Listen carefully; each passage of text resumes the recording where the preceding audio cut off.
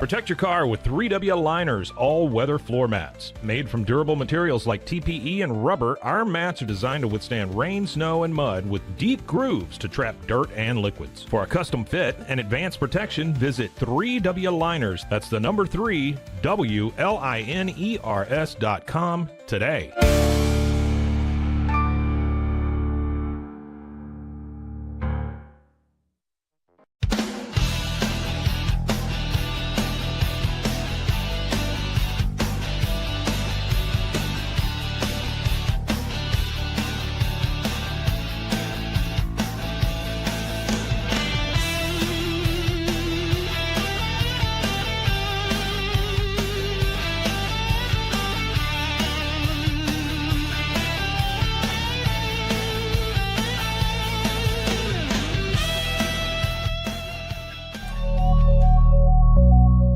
Cases, innovation drives us. Since 2008, we've been creating cutting-edge technology products that make your life easier. With a focus on performance, design, and customer service, we're here to help you work smarter, not harder. Join us on our journey to simplify your world. Visit acasis.com today. That's ACASIS.com today.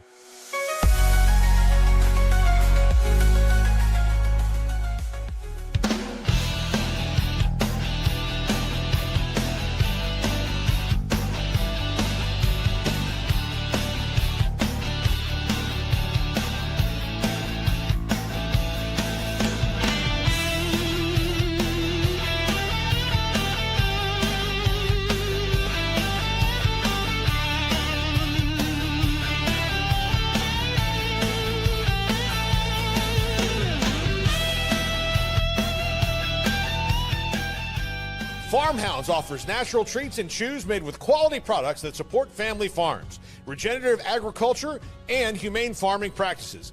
Give your dog the best with wholesome, organic ingredients that promote health and happiness. Shop now at farmhounds.com.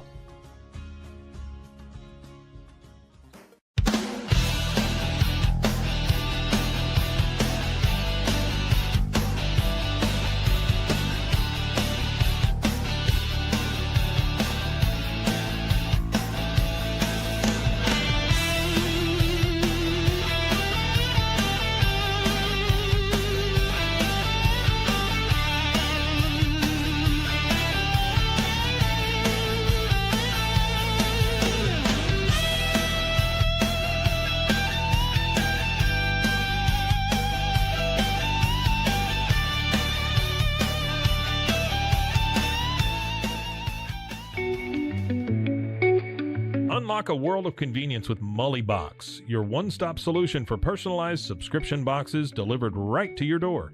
From gourmet snacks to unique finds, each box is tailored to your tastes. Experience the joy of surprises. Subscribe today at mullybox.com. That's MULLYBOX.com.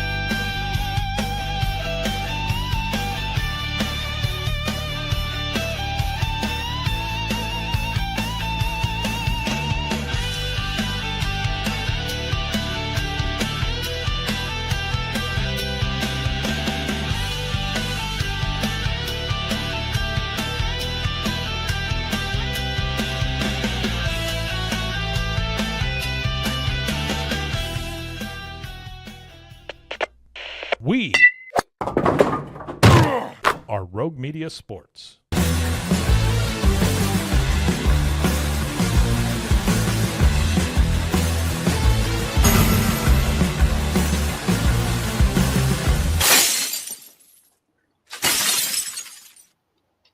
Hello and welcome to another episode of the Cam Show here on Rogue Media Sports Network, live on YouTube. I'm your host, Cam Stewart.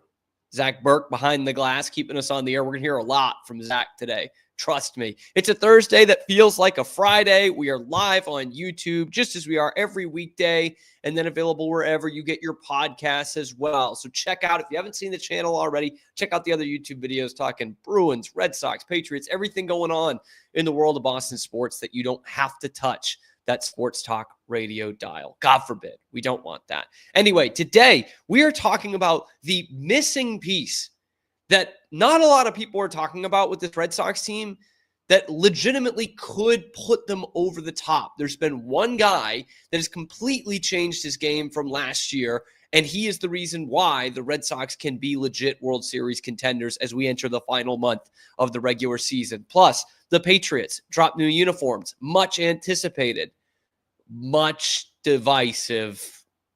I'm not going to lie to you guys. I don't love them, but we're going to break down exactly why. And then we will continue our best calls series with the best NFL announcer calls of all time. Zach has been on fire with these, by the way. College football, college basketball. He's had some really great ones, so we're going to bring him in for that as well to talk about the best NFL ones of all time. We'll also get his opinions on the Patriots uniforms, because why not? But first, we start where we start. You've seen the thumbnail. You know that we are starting with the Red Sox today, winners of 6 of their last 7. The last 3 have been against Baltimore. They go on right after we get off the air here today. But they're right in the thick of this. They're still in the AL East hunt. And honestly, with the way the American League has gone this year, they are legitimately in the World Series hunt. And there's one guy who they can thank more than anybody else for that. Without any further ado, let's get into it. Everyone knows the Red Sox have a bona fide ace. That one guy you can hand the ball to every 5th day and know they're going to give you a better chance to win that ball game than pretty much anybody else living. That is Garrett Crochet. But what if I told you the Red Sox actually have 2 aces right now? Would that make you feel pretty good about October? Would that make you feel pretty good about their first postseason trip in 4 years? Hopefully that happens, because it would for me. But then again, a lot of really good Red Sox teams have had an ace that can dominate game 1 of any playoff series. That's what you got when you got Garrett Crochet. A lot of Red Sox teams have had that. They had Pedro in 99 and 2003. They had Dice K in 2008. People forget that season. They had Chris Sale in 2017. They had Nate Eovaldi in 2021. But those aren't the great Red Sox teams that go down in history, right? Those would be 2004, 2007, 2013, and 2018. Those teams didn't have an ace. They had 2 aces. Pedro and Schilling. Beckett and Schilling. Lester and Lackey. Sale and Price. That's where we're at with the 2025 Red Sox. They don't have 1 ace. They have 2 of them. And the last couple of months have really proven that.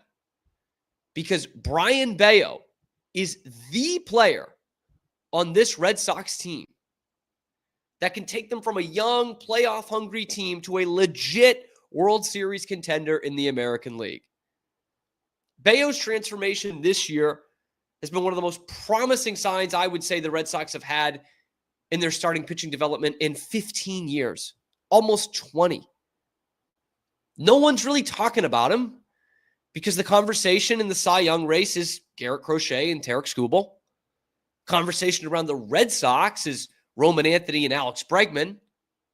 But it's been Bello that has elevated the expectations of this entire team. For the last 2 months, this kid has been lights out. And he's been frustrating before, right? He was the opening day starter in 2024. Like, everyone knew that Bello was going to be something. He was going to be the first really talented Red Sox starter that they've developed in 20 years. The first true ace that they've developed since John Lester.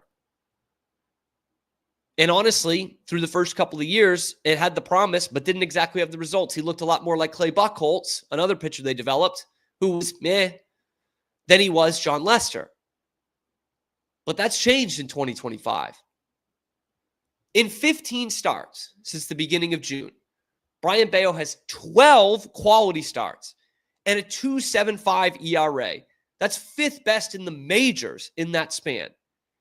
And I'm not just cherry picking because his 2.99 ERA for the season is better than Max Fried, Framber Valdez, Carlos Rodon, and probably most notably for Red Sox fans, it's better than trade deadline target Joe Ryan. Now, certainly a Joe Ryan trade wouldn't have made the Red Sox any worse, right? I wasn't going to say no to that. But for the first time this decade, they have a legit number 2 starter that can strike fear into an opponent in a playoff series. That's what Brayan Bello gives them. Now, I'm not letting Craig Breslow off the hook because if they had Crochet, Bello, and Joe Ryan, they'd probably be the favorite to win the American League. It'd be really tough to beat those 3 starters in a playoff series in a best of 7. So I'm not going to let Craig Breslow off the hook entirely because Brayan Bello's been awesome, right?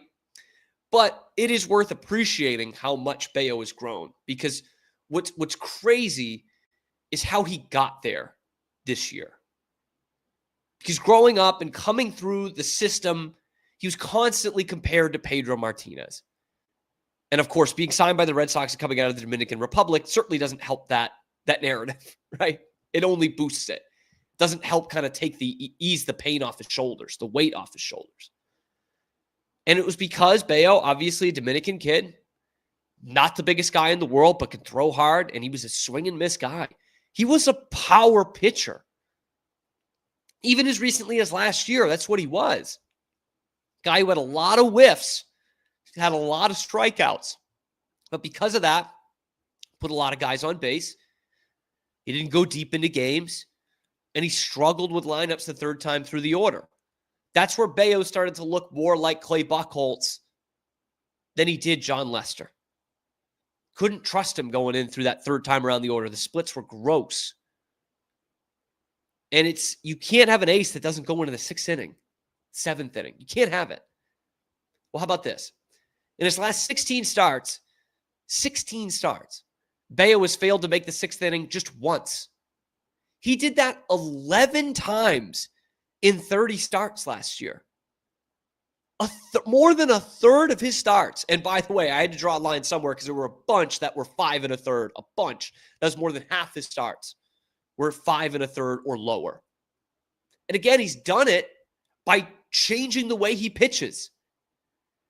He's done it by not being a major strikeout pitcher anymore. Bello's going deeper into games because of his career low 6.9 strikeouts per 9. Instead, he became one of the great weak contact pitchers. Instead, he became one of the great weak contact pitchers in all of baseball. Hitters are only hitting a 6% barrel rate against him in 2025. It's really tough to hit the ball hard against Brayan Bello. You're not going to strike out against him as much as you did in years past, but it's really tough to get on base against him. It's really tough to have a meaningful extra base hit against him. I'm going to give you a player A and a player B scenario, okay? We're going to look at each of their last 11 starts, which spans most of the last 2 months, okay? In 11 starts since the beginning of July, pitcher A has given up 20 runs in 70 1/3 innings. That's good for a 2.57 ERA. That's legit. That is most important games of the season so far. The player A, pitcher A, has been lights out. Of course, that pitcher A is Brayan Bello. Been absolute nails for them, especially in the last 2 months.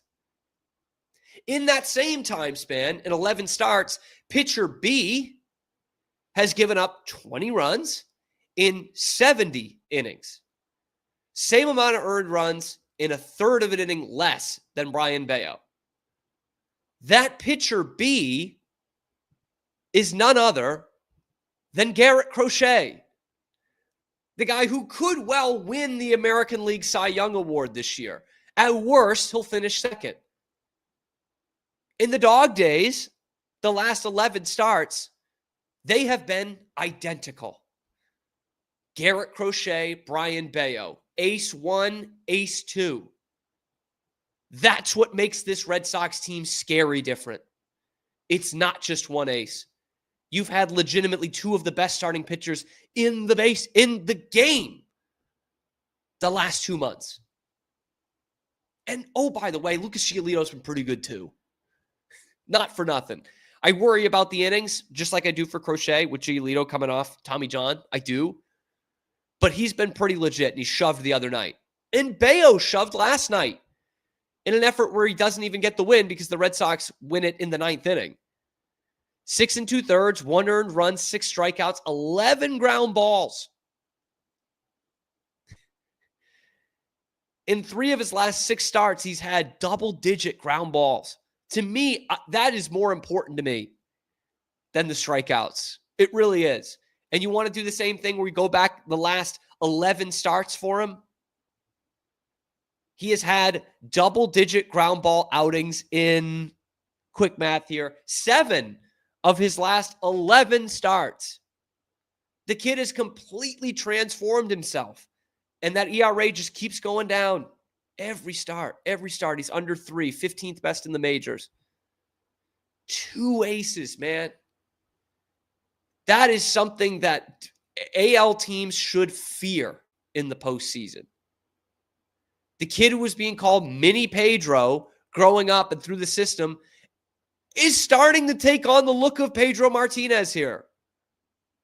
I know that's crazy. Pedro's my favorite player of all time, and his peak will probably never be equaled. But right now, the last 2 months, the Red Sox have 2 aces. That's going to be awfully tough to beat in a 7-game playoff series. It's going to be nearly impossible to beat in a best of 3, best of 5. When they're throwing those guys at you the way they've been going, 1 and 2. Garrett Crochet's great. You needed an ace. You needed to bring Crochet in here. That's not to take away from Crochet. Lucas Giolito is going to be super important. But by getting Crochet, you had almost let the ship sail of Brayan Bello being a true ace. You'd be like, okay, he's going to be a good, solid, middle-of-the-rotation guy. And instead what you got was a second ace. And they're both cheap compared to what they're, like, given what they've been doing this year. So Crochet elevated him. Roman Anthony elevates him. Alex Bregman elevates him. Trevor Story, Aroldis Chapman, they all elevate him. But only one, Brayan Bello, makes them a truly scary team in the American League playoffs because of how you line up pitcher number 1, pitcher number 2, especially in these short series. So to me, Brayan Bello, the biggest revelation on this Red Sox team, full of revelations. Again, Story, Chapman, Bregman, Roman Anthony for just a half a year. The fact that they are better without Rafael Devers than they were with him. Those are all revelations. The book of them. But Brayan Bello is revelation number 1 and the biggest reason why this Red Sox team, the Red Sox team that you had in mid-June, the same roster, he is the reason why they're now legit World Series contenders on Labor Day weekend.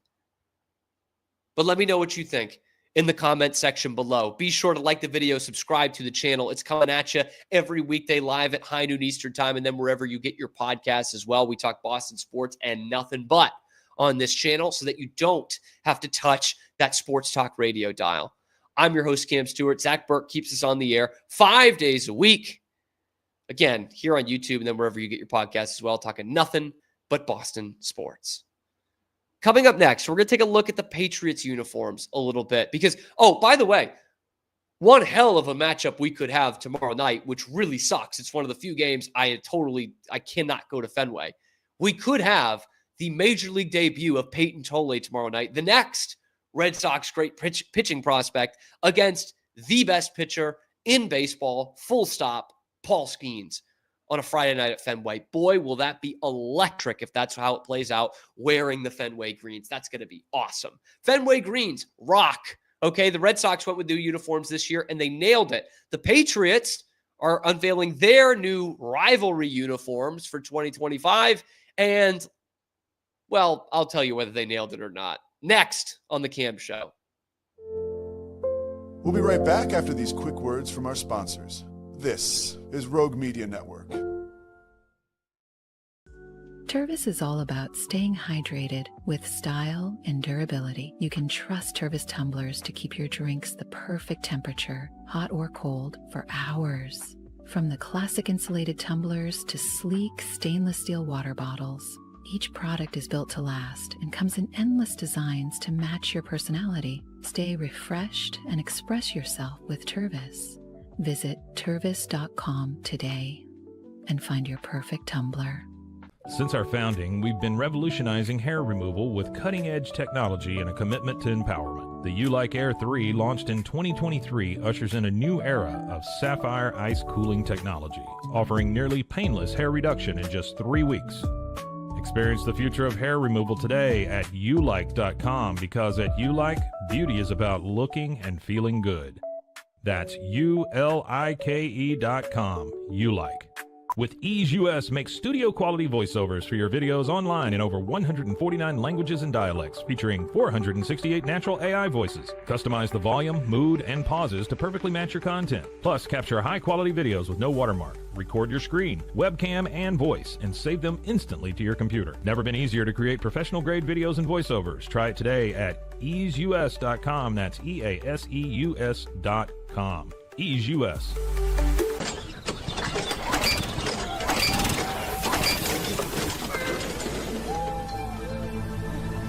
Just use AMP-Pace.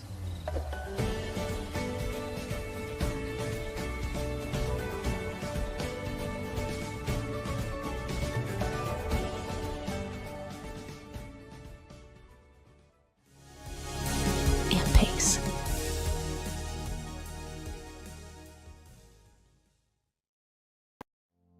And now, back to our show. To our show, the Cam Show on Rogue Media Sports Network. I'm your host, Cam Stewart. Zach Burke is keeping us on the air, and now we're bringing him on the air. Zach, I wanted to talk with him through this. We love talking uniforms on this show. We do. And Zach will be with us in a minute. I'm just trying to play it up a little bit. But we talk a lot about uniforms. We go through our favorites, our least favorites. It's something that I get pretty anal about, which I shouldn't, as someone who's approaching 30 years old. It's not something I should care about, but I can't help it. I'm a sucker when there are good uniforms out there. Like the Bruins, they rebrand to go back to the 80s, 90s looks. I love it. I think it's perfect. I think it's great. This year, the Red Sox do a new City Connects, the Fenway Green. As you can tell, I'm a fan of it. Most importantly, my dad's a fan of it. My dad's almost 70, man. He's not one of those who likes when teams do weird colors like that, but he's all in with the Red Sox City Connect hats. But I think I'm a sucker for good uniforms, and I'm even a bigger sucker for bad uniforms because I'm so into it. And unfortunately, I think we might be getting the latter with these Patriots ones. They have dropped these new rivalry edition uniforms. Here's Zach Burke joining us on the air. So I honestly, I remember hearing about this a few months ago, Zach, but I had totally forgotten about it. So I think it's 8 teams are doing these rivalry edition uniforms. Okay. Which, is this like the city jersey type things? Basically, yeah. And so brief history, like the NBA was the first one to do this 7 or 8 years ago, where they were like, let's just throw in a new alternate kind of every year. And for the first couple of years, it was cool. There were cool designs, and then it got a little played out. Then the NFL started doing Color Rush, and that got pretty played out. And then MLB City Connects got way played out, and each team's had 2 of them except the Yankees, and there's been 3 good ones. And NHL did reverse retro and nailed it, absolutely nailed it. And now the NFL is trying to get in on the action with these rivalry-style uniforms. Zach, I just saw your text. Give me a couple seconds. About the video, it's fine. You sure? It's fine. Yeah, we're going to look at the pictures. It's fine. Okay. They do these hype videos, which I think I almost just did it just to laugh at it. Okay, my bad. Here we have the Patriots rivalry edition uniforms. Now, this is not the most up close look. Is that silver? Okay. Side. Yeah, I wanted to see the shoulders. It's like a blue. Here's another one. But is that like a silver with it too? Like the silver from the okay. It's like blue, silver, and black. with that kind of mesh design on the numbers, which I'm okay with. I don't love it, but all right, we're trying to do something different there. Okay. I can get behind you on different. And then they do, there's been something they've released where they're trying to pay some homage to the 90s uniforms, which you've seen me wear, Zach, and you remember the 90s. Oh, Those were fantastic uniforms, in my opinion, but very divisive amongst Patriots fans. And so what they've done is they've done the little backdrop shadow, right, on the numbers. Yeah. And the shoulder thing is kind of like it's not exactly like the one they have now. It's a little bit more like the one they had in the 90s. It's brutal. I'm sorry. Can I be honest with these? I'm old man yelling at cloud. I just think these stink. Yeah. I don't. First off, no red. Like in the shoes, just that random players what are we wearing. doing, Yeah. man? Is it on the tail end of the helmet, or did they gray? Like, is the end of the tail of the Patriot is silver too? Isn't it? Or blue? It is all blue, as you can see here. So they're trying to make like a new color, but this color just sucks. It's somewhere between blue and gray, but it's not either one of those really. You know what I mean? It doesn't pop at all.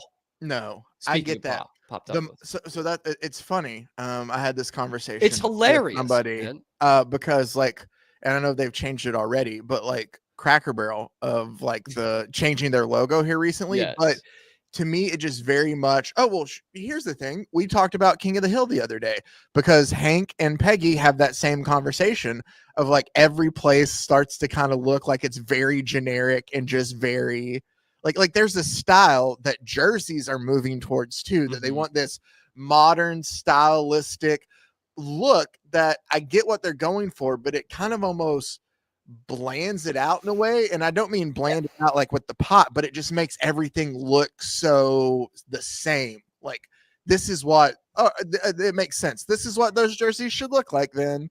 Like and pretty much all of these rivalry ones that they put out, like all the other teams, it's like these muted colors. Yeah. And I'm just I'm gonna look at the others real quick then. And like to me, this is a personal opinion. This is obviously all an opinion. But to me, like those muted colors, like the Jets did and what the Patriots did here, like that's good for a sweatshirt, maybe a t-shirt that you can wear with a bunch of different things. But like with a jersey, like just have a brand, man. Yeah. Just be red, white, and blue. Like do it. Which obviously they mostly do, but I don't like the fact that and I know that I'm probably not the demographic here, but we talked about the red, the fact that all it is on the check on the shoulder. Like I feel like there should be a little bit more. And so I do want to look at some of the details here. As you look at the Pop Douglas jersey on the back, and it's more noticeable, I guess, than the Drake May one. Like what are we trying to do here with this almost like Texans outlaw Texas cowboy kind of thing on the letters? You seeing that? It does look very much like I honestly thought to last year when the Texans unveiled all their new jerseys. It's exactly it. The H count, font looks a lot like that. Yeah. And so like that doesn't play into the Patriots' identity at all or New England's identity whatsoever, right? So that's confusing. And as you can tell on here, like look at Drake May's nameplate. You have it on the M and the E, but not the A or the Y. That's weird. Yeah. And so just in the middle, it's just regular. And then you see them Pop Douglas, like all but the A or the A and the S has a cool thing to it. Why not so it's have like either do it or don't. Yeah. Isn't that so weird? This is almost nitpicking, but I think it's going to look bizarre when you buy this jersey at the pro shop and you're like, that looks really weird. Looks really weird. I don't know why it's on, like you said, why it's on some of the letters and not all of them. Like it. And to go off of that too, you see it on this one. You see it even more here. The NE logo kind of looks like Northeastern. It just sucks, man. Well. So the Patriots have always had kind of an NE alternate logo for most of my childhood, I would say. There's sometimes where they'd have it on the sideline hats, like Brady would wear one that had that, but it almost had like the Elvis Pat Patriot coming off the N. It's like never used. You know what? It's not quite used as much as the Cowboys Block D logo. Yeah. Which is also very rarely used. Yeah. Like Tony Romo kind of made it famous by wearing the hat on the sideline. But that's to give you kind of a point of reference here. It's not as popular as like the new Houston H logo for the Texans that a lot of people bought last year. Yeah. Any was never, because it's not a good logo. Like, it's just not. And this is a little bit different from the one we grew up with more of a Patriots font, but then the Patriots got rid of their font. Like, the Patriots have a good logo, I think, in the Elvis one, and they have a great logo in their throwback one, and they decided to make a third one that just sucks. It just objectively sucks. Yeah, And I'm pulling up the rest of these too, and it's not like it, and some of it's not much better for the league, but I don't get what they were doing on some of this. and I'm willing to bet, like, I don't know how much the Patriots push for it and everything, but I am willing to bet. I'm going to let the Patriots off the hook a little bit here. I'm willing to bet that the NFL said no throwbacks. You don't just get to bring one of your jerseys back, like, this needs to be a new, fresh design with no throwback logos. Because you look at the other ones, and I think that's the same directive on all of them. Like, but so the Patriots do this. The Jets did like a creature from the Black Lagoon kind of green. It's supposed to be Gotham-y, but it looks. I'm trying to get some pictures to show off some of this horrificness. The Bills just did a white one. So I have the Bills. Let me see if I can bring that one in here real quick. And they tried to do like a big texture thing with the Buffalo logo, which, again, I don't like it. I don't like when you just reduce your team's colors to that. It's not saving the right format, but the thing is about the Bills that kind of stuck out to me too is there's no red in that one either. It says it's all white. Like, the Patriots and the Bills, honestly, from a distance, they look like alternate Detroit Lions uniforms. Yeah, they're just blue and white, gray and white. If you're colorblind, this sucks. This does nothing for you. Arizona, oh man, I'm joining. I feel like I'm completely joining you with the old man yelling at clouds. But Arizona's looks like somebody was painting like the room, and it just has like paint drippings, kind of like all down it. It's so like these things, they don't even really take chances with these. Like the City Edition, the NBA City Edition ones, when they first came out, like, were taking chances. The Celtics didn't take a huge chance, but had a great one with that black uniform they still wear. The green looks great on the black. But like, you remember, like, Cream City, like that's taking a chance, right? Yeah. Rip City, Cream City. The Warriors went back to the City ones, but put a twist on it. And so it was good. And NHL had it perfect. Reverse retro. Everyone wants a retro one, but let's put a twist to it. And those were awesome. This is just like, we need it's the same directive that you have with every other sport, but just being more transparent about it by their designs. And that directive is make a new uniform so that we can sell new jerseys. So this might be the best one I've seen so far, and that's not saying a lot. It looks like, I'm trying to see if the other one is a little bit closer so you can see, but it honestly just looks like it's bespeckled, for lack of a better. Yeah. Yes. Which I think a college team or two has done something like that. Soccer has done a lot of that the last 5 or 6 years. But I mean, I guess you're right. I guess it is something different, but it is. And that's where I'm like, okay, it's taking a chance. Do I love it? No. Like, if I were a Cardinals fan, would I buy it? Probably not. But it is something. It's not. The bottom line of all of these is they're not terribly creative. No. I mean, the Jets went with kind of a funky font and numbers for theirs, which the Patriots didn't. It reminded me of, you were talking about all the other teams taking chances. The Celtics had I don't think it might have been a City Edition one, but it was very much, it seemed like it leaned very hard into like St. Patrick's Day, just like the font and stuff of like, it was more bubbly and green more and gold. Kind of, and for some reason, not the ones they used to wear, but you're right. It's a City Edition one in like 2020 or so. I think so. And that's the similar kind of font the Jets one made me think of. So anyway, I'm not a fan. No. I also am not a fan of the Patriots regular uniforms, and I haven't been since they came out. I as you know, Zach, I say this all the time, and I pretty much only say it when I'm about to go against the course. But I don't like when teams go back to old branding just for the sake of going back to old branding. Like, I don't like going backwards, because most of the time that branding went out for a specific reason. Okay. Like the Bruins did not fall into that. Like that's a classic look that they went back to. Like that's classic. It still plays today. It's really good. And never should have gone out of style. But like if the Patriots are going to go back to, they're not going to go back to the Brady era ones that they just got rid of 5 years ago. But those were great. First off, those are pretty much perfect. But if you go back the ones before that, the big first flying Elvis, you know, the Bledsoes, the Curtis Martin ones, my favorite Patriots jerseys of all time. I'm loving that. Or if you go back to the red and the white with blue accents like they had for the first 30 years of their existence and the Pat Patriot logo, I'm not saying no. I'm not saying, in fact, I am loving that. For some reason, in the new Nike uniforms and the new high definition TV that we never got when they wore those uniforms, when they wear those alternates, it looks amazing. It looked better than it ever did in the 70s and 80s. And by the way, they looked really good in the 70s and 80s. Like it just pops. I can't wait for them to do a white version of that because the red ones are fantastic. And the Pat Patriot logo is the best logo they've ever had. Like the Elvis one's fine. A lot of people hate it. I don't mind it. But I'm just like, go back to that. Just go back to that. Please. Can we throw in a nice kind of funky alternate in there?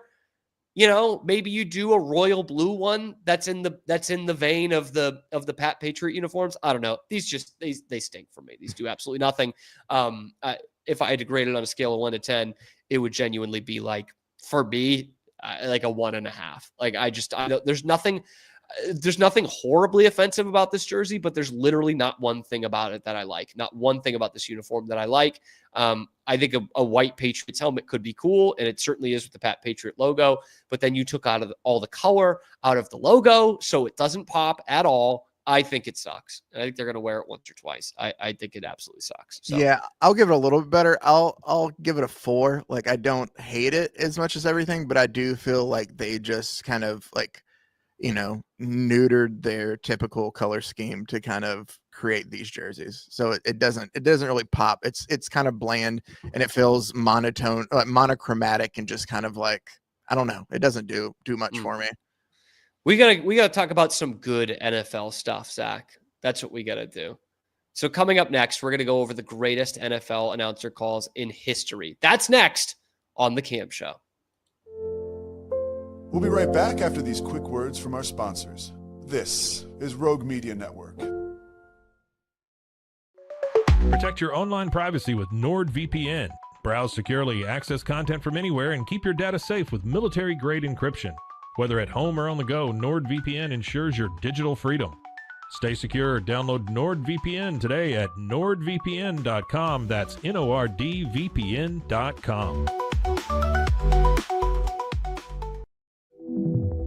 Elevate your experience with Grenco Science, the leaders in cutting-edge vaporizers. Whether you're at home or on the go, our sleek, powerful devices deliver smooth, consistent hits every time. Quality you can trust, innovation you can feel. Grenco Science. Take your vapor game to the next level. Visit us at GrencoScience.com.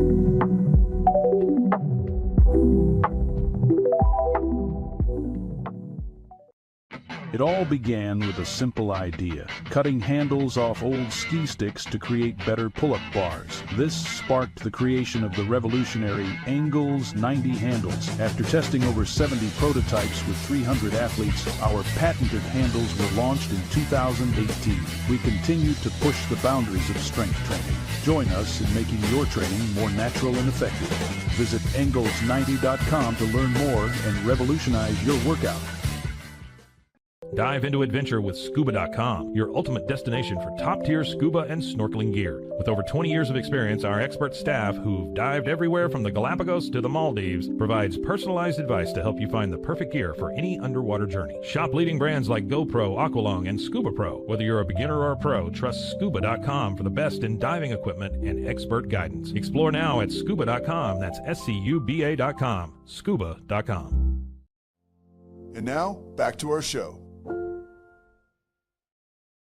Back to our show, the Cam Show on Rogue Media Sports Network. I'm Cam Stewart. Zach Burke joining as always. We have made it a mission towards the end of this summer and into the fall to find the greatest announcer calls of all time. And by that, I mean our favorite announcer calls of all time. And it's a completely subjective list. And sometimes we remember some afterwards that we didn't get to do. Or sometimes Zach does one that I really wish I had done. And then, you know what? Maybe at the end, we do some honorable mentions. Maybe we bracket this out so I don't have to think about content. Something to think about, Zach. That's something to think about. We're going to get through all the leagues first. The one I'm really dreading, I think, is going to be next week. But we've done college football. We've done college basketball. This week, we're going to do NFL. So I think next week, we might have to do NBA, which we'll find some. We'll obviously find some great ones. And I'll probably end up using Johnny Most. But like, there's just we ran into this problem with college basketball. It's nothing against the personalities. It's just the way the game is played. You don't get the breathability like you have in football and baseball and even hockey after a goal. Like it's just not the same. So anyway, we've each come up with 2 as we do every week. And well, I have a honorable mention too. Do you? Because I might have an honorable mention to sneak in there as well. Okay. That's so good. How about that? All right. Do you want to start? I can. You start. Yeah. So I didn't know there's a lot that went into this, and I watched a lot of calls, and I was trying to figure out another thing I've been trying to do, and maybe this is a shame on me, is I'm sorry, I'm getting blown up real quick. Busy That's guy. a weird thing to say. I am, yeah. Anyway, it was a hard time. I'm going to try to get this back on track. It was hard to try to pinpoint which one exactly it was going to be. And also I didn't want to reuse a lot of the same announcers that I have kind of if there was one that was really it, then I'll do it. But there was a call, and I'll just flat out and say, I thought about using the catch, but I'm saving Vin Scully for when we get to baseball, man. Okay. All right. I'm just being flat out honest about it. Dwight Clark. Yeah. But still, it was good, but I was just nah. To me, Vin is baseball. So, and there was one that I decided, all right, I do want to pick this guy. Oh, this plays really great. I'm not going to go with that one because I think Cam's going to pick it. So instead, I'm going to pick the other play that I remember from my childhood a lot and caused me a lot of great tears. But somebody described it very well when it happens, and that would be Al Michaels in the Super Bowl between the Titans and the Rams. Final play of the game in regulation. It is caught by Dyson. Can he get in? No, he cannot. Mike Jones made the tackle. And the Rams have won the Super Bowl. There's so much perfect in that. Mainly that, for some, I guess it's just the nature of football, but the NFL does not have the celebrations at the end that the other sports do. Maybe you're just so dog tired, but the end of a Super Bowl that just won the Super Bowl. And the other thing, before you get into your analysis, sorry, but one thing I just love about Al Michaels, what makes him maybe the greatest of all time, is he is right on the money when it happens in the moment. I've talked about this before. I don't have it on my list today. The Malcolm Butler pick. See, and I thought about using that one. And he has it right away. Undrafted rookie free agent, fourth corner, slot corner, not used a lot. And he says it passes intercepted at the goal line by Malcolm Butler. Not Darius Butler, who had played with them a couple years before, by Malcolm Butler, the undrafted rookie free agent out of West Alabama. It's perfect. And he does it there too, right? No, he cannot. Stopped at the 1 yard line. Mike Jones makes the tackle. Mike Jones was not Ray Lewis. Okay. Nope. So he nails that. Yeah, no, I think the rapper a couple years later probably got the most use out of that name, even though it is unfortunately a very common name. But he does very well of then just the Rams win the Super Bowl. And then if you let it just play out, the crowd, the fans are obviously celebrating the moment that's there. And everybody's it kind of shock and awe. And you can hear the PA announcer come over and be like, that's the end of the game. It's so a really cool moment. I now to look back at it as a kid, as somebody who had lost the Oilers, they had moved to Tennessee and was following them at the time as the Titans. It was heartbreaking. Just that 1 yard short. And Al Michaels' voice was in my head for a couple years afterwards. When I would watch. But by the way, bro, you could never catch me putting the fucking helmet catch on this shit. Yeah, You would never catch me putting one of those moments of despair on here. No chance. Do you want me to throw you the bone and lift you up a little bit? Sure. Well, we'll do that on the next one because we're talking Okay. about walk-off Super Bowls. I've got to go with the great Gil Santos. From the far hash mark, angle to the left for Adam Vinatieri, 48-yard field goal attempt. Set to go, snap, ball down, kick up. Kick is on the way, and it is good! It's good! It's good! Adam Vinatieri booms a 48-yard field goal, and the game is over, and the Patriots are Super Bowl champions! The Patriots are Super Bowl champions! The best team in the National Football League! By the way, I have no idea why it goes black at the end. I meant to tell you that so that you wouldn't click out of it. But, Gil Santos, man. I have such a place in my heart for the late, great Gil Santos, who did Patriots on the radio for years. It's kind of a weird relationship, Zach, because I very rarely listened to the Patriots on the radio. Very rare. I watched them on TV. We weren't driving around during Patriots games. That was can't miss television. But spoiled as I am, the Patriots Super Bowl DVDs would all be the radio calls from Gil Santos. So that's where I learned all of them. And he just had great ones. I couldn't find, they're tough to find. I couldn't find the Snowball one, the Tuck Rule game where Vinatieri, because that I think is actually his best, where it's in a blizzard and he goes, the crowd will tell you whether he makes it or not. And it's like, ball down, kick up. Patriots win. He just goes right into it.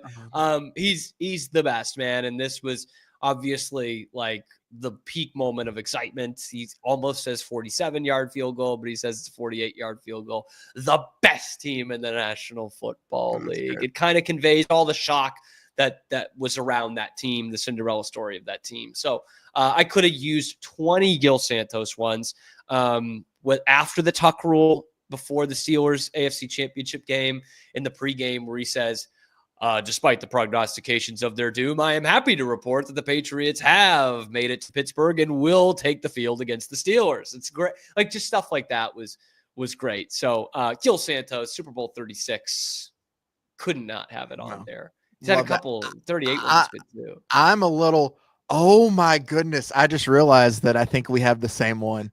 As I'm looking at the recordings here, the video has stopped on the exact same place. I think yours is just a little more cropped in than mine. But what I was going to say, so I was going to set that one up next, but I'll get to that. Okay. So you had an honorable mention. That was going to be mine. Is my honorable. This is a great crash out. So we can play it. Let's do it. Or we can do that one later, because I was going to say there's a special category that falls in. Yes, specifically that's exactly my thought process. With that announcer. And I could have gone. I'll save it, because I wish I would have saved the Al Michaels one, because that was my one like super serious one. The others were, it's more about the announcer, and he has a lot of great ones. And I'm a big fan of Kevin Harlan. Really in like NFL games, I do enjoy him. He's good, man. Very good. But for some reason, the thing that I love most about Kevin Harlan is his ability to kind of, and I'm sure he probably believes it a little bit himself, but to show off like how good he is. Like there's the one time where he is simultaneously calling the Dolphins and Patriots and the Chiefs, Bills, I think maybe at the same time. And he's going back and forth between the two games, and his color guy's like, what game are you calling? I'm calling both of them. It's fun. But the one he understands the assignment. Yeah, he does. But the one that I loved more than anything was a Rams 49ers game where you don't get to see it, but you get to hear it. And there's a drunk streaker on the field, and Kevin Harlan plays it perfect. Hey, somebody has run out on the field. Some goofball in a hat and a red shirt. Now he takes off the shirt. He's running down the middle by the 50. He's at the 30. He's bare-chested and banging his chest. Now he runs the opposite way. He runs at the 50. He runs at the 40. The guy is drunk, but there he goes. The 20. They're chasing him. They're not going to get him. Waving his arms, bare-chested. Somebody stop that man. Here comes the blue coat, Oh, Kevin. they got him. Here comes They're coming the blue from the coats. left. Oh, and they tackle him at the 40-yard line. I love that all you can see is Fisher just watching the guy chase after him. Through the eyes of Jeff Fisher, but the voice of Kevin Harlan is fantastic. Man. I love how he just clearly just commits to that right away. Mm-hmm. He's like, he's in a red shirt and a hat. And now he's ditched the shirt. Like, that is great. Yeah. No, I love it. It's fantastic, man. Do we want to get to the actual one that's going to lift you up here? Yeah, if you want to. It's too good, man. We've all heard it before, but this is the epitome of what I've talked about on all three of these series of like feeling the excitement as the moment is happening. A miracle left in them in what has been a magical season to this point. If they do, they need it now. Christie kicks it high and short. Going to be fielded by Lorenzo Neal at the 25. Yeah, pitches it back to Wycheck. He throws it across the field to Dyson. He's got something. 30, He's 40, got something. 50. He's got it. 40, He's got it. 20, 10. He's got it. End zone. Touchdown Titans. There are no flags on the field. It's a miracle. Tennessee has pulled a miracle. Oh, so good. Hate the color guy just stepping all over it. Yeah. Like, all right. We know it is the radio, so I guess there's a little bit more entitlement to that. But classic play-by-play guy waiting for the last line of defense to be helpless, and then he's like, oh my God, it has happened. If we're talking about like some of the great raising of excitement during a play in a broadcast call, you might start and end with that one. Yeah, no, I completely agree with you. And I love the build too. And I love the, like you said, the kind of like radio play-by-play there of like stepping all over, but you can feel that excitement in that moment. It kills it a little bit, but still it like adds to like they're like feeling it just with you too, which is kind of what I love. And that sets up what I'm getting into next. But I want to add that I did almost pick this play too. And then it led me down another path then, because I thought of one of the highlights that lives rent free in my head for some reason I remember just watching it and thinking, oh, that was so cool to watch is I think it's 2011, maybe 2012. It's Marshawn Lynch and the Seahawks versus the New Orleans Saints in the playoff game. And I'm pretty sure it's the year that the Seahawks even had a losing record when they were the wild card team. Yes. But they were 7-9 or maybe 8-8. They needed to beat St. Louis. Yes. On the last game of the season. I think one of them was going to become 7-9 and make the playoffs. And the Saints were the defending champs. They were. And because they won the NFC West, it was in Seattle. Yeah. Yep, exactly. And I remember it felt like, okay, well, the Saints should be able to run over this. And the Seahawks ended up winning that game. But the play that sticks with me is Marshawn Lynch has like a 67-yard touchdown run. And I swear when I watched it, the call was better than whatever I could find from that. Because the play is great, and I'm not taking away from it. But it's not like some just great kind of, hurrah thing. So it made me think more that sometimes it's not just the moment, but it's the play itself. And I feel like you'll appreciate this. Maybe there's a thing that I love more than anything in sports announcing. And sometimes that is announcers just feeling losses way too much or like being just so much a part of the team. My favorite call forever was Dave South used to be the radio play-by-play guy for Texas A&M. And they play Baylor in Waco and Baylor wins in double overtime. And he beat him for the first time in like 10 years. For a long time. Maybe longer than that. Yeah. And he is speechless. And it is a man who, even though it's like, they lost in its opposition, was never at a loss for words. And he just did not, like, you can hear it in his voice, just how defeated he is. And I remember he didn't even do the post-game show. And it's things like that you're like, oh, that's funny. Paul Allen is a guy that when terrible things happen to the Minnesota Vikings, for some unknown reason, it does. It brings me some joy because he lives and dies by it. The one that I wanted to do it first, and then I think the one that we settled on is better, is the Brett Favre. They're playing the Saints in the playoffs. Yep. And he he bootlegs out and he's kind of like open and he's looking for somebody to throw to and he forces a pass in and it's intercepted by the Saints. But Paul Allen goes on this rant of like, it's not Detroit, it's New Orleans. This is the Super Bowl, but it's not really, but he just loses his mind. Yeah. And it's great. The one to me that's better actually comes from 2003. And it's when there's context to this. Do you want to give the context for it before I play it, or you want to talk about it after? I mean, I don't know it 1,000%. I think the Vikings started 7-0, maybe even 8-0. Yes, that year, and they just fell apart in the back half of the season, and they needed a couple of things to go right on the final Sunday, including them winning. If they just beat the lowly Arizona Cardinals, who already had their bags packed for the offseason, they would be fine. They would win and they're in. And then someone had just won right before this game went final. I think that forced, okay, Minnesota needs to win. It's not like they lose and the other team loses and they're good. And it comes down to the final play. Get back, guys. Here it is. The season's on the line. Two receivers left and right. McCown takes the snap. He steps up. He's all by himself. Fires into the end zone. Caught! Touchdown! No! The Cardinals have knocked the Vikings out of the playoffs.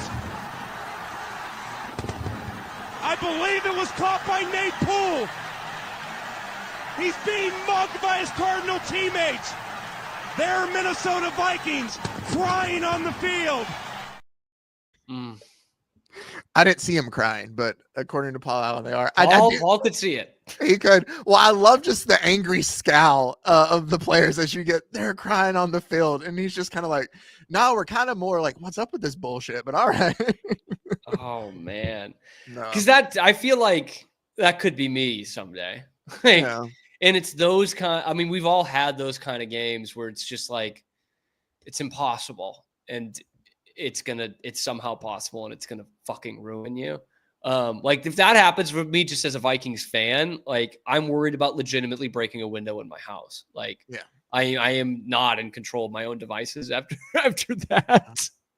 And Paul Allen's just the Vikings fan that is that and happens to be calling the game on radio. There's the field goal where he thinks it's good at first and then it's not, and then he loses it over that. Like there's compilations of it, and it warms me up sometimes. I think the Germans have a phrase for it. It's called Schadenfreude, of where you take joy in somebody else's displeasure. And unfortunately for Paul Allen, that is one of the things that I take joy in. One of the great crash outs of all time. Absolutely. But we want to find the best announcer call of all time, any sport. Let us know what it is in the comment section below. Thanks, Zach. I appreciate it. You can stay on. Oh, you don't have to. Okay. Yeah, I was just going to say, you can stay on to the end if you want. I'm just going to sign it off here. That's it for the Cam Show today. We'll be back tomorrow live at high noon Eastern time on YouTube and then wherever you get your podcasts as well. Talking nothing but Boston sports 5 days a week. I'm your host, Cam Stewart. Zach Burke, right there. Fearless leader, keeping us on the air 5 days a week. We'll see you tomorrow on another little ditty we like to call the Cam Show.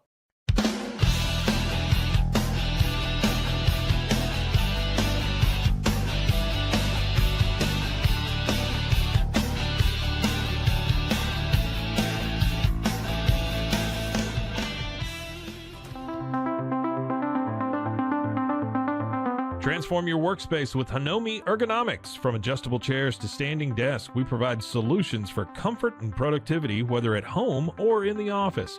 Improve your posture, reduce strain, and work smarter. Visit us at hanomi.co today. That's HINOMI.co today.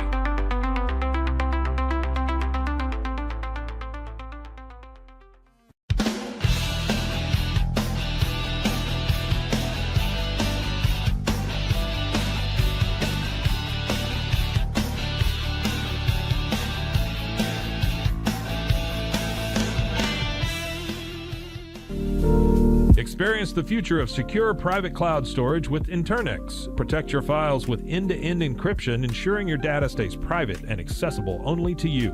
Enjoy seamless, fast storage without compromising security. Visit Internix.com today and take control of your digital life. That's INTERNXT.com today.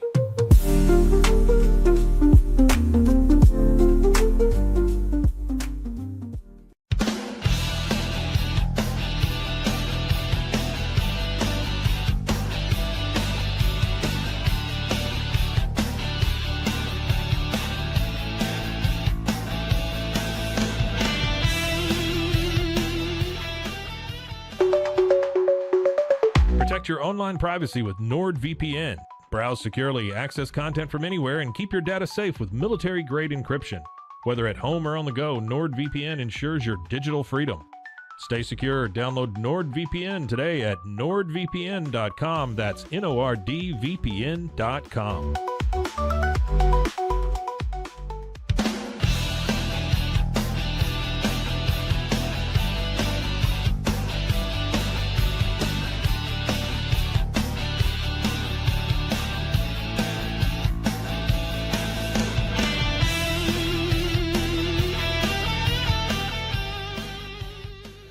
Tusains, we understand that maintaining a healthy lifestyle can be challenging, especially in today's fast-paced world. That's why our mission is to make fitness accessible to everyone, anywhere. Committed to excellence, we adopt a user-centric approach guided by ergonomics and medical science. With a team of seasoned professionals in R&D, design, and manufacturing, we prioritize quality across our entire product line. Visit Tusains.com today and start your journey to better health. That's TOUSAINS.com.